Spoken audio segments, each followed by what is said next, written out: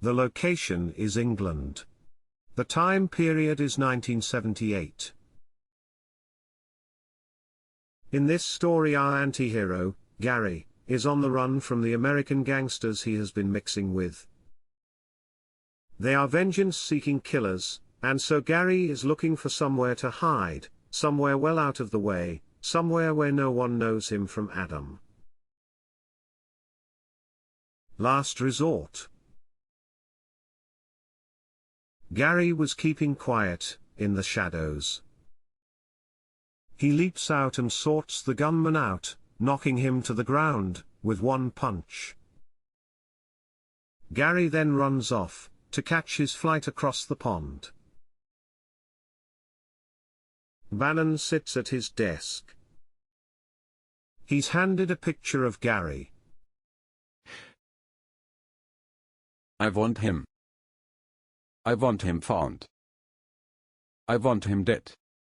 He then looks up and puts on an icy grin.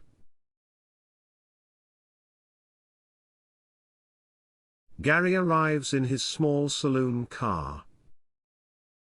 Carrying a couple of carrier bags, he walks down the steep bank to the remote house by the water. Gary has a quick scan of the horizon. He then takes the keys from his pocket, opens the door, and enters the cottage. As he walks in, he carefully looks around, assessing his bolt hole. He thinks he sees a tripwire, and so avoids it, and looks out of the window to check if anyone is about outside. There is a small boat moored there. This could be a threat. He walks past the drinks tray, and puts his pistol under the pillows of the bed, out of sight. He then takes his paper shopping bags into the kitchen. He begins to fill a tall, steel kettle with water, to put on the stove. And then he hears a double rap on the outside door. The double knock is impatiently followed by a triple rap. Gary spins around from the cooker, runs through the kitchen, into the main room, and grabs his handgun from under the pillow. After a few cautious moves about the cottage, he positions himself at the front door, with his gun inside his jacket pocket. Yeah? Dylan. Answers a male voice. Gary slides the bolt at the top of the door, and opens it.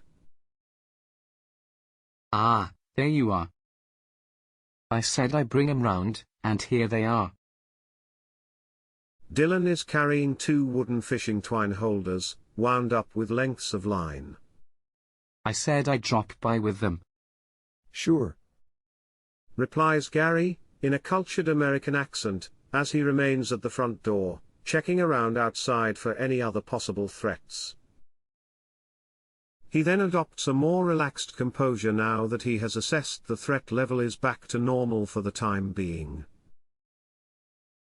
I was just making some coffee, but maybe you rather have a drink? Ah, now you're getting to know me. Replies Dylan.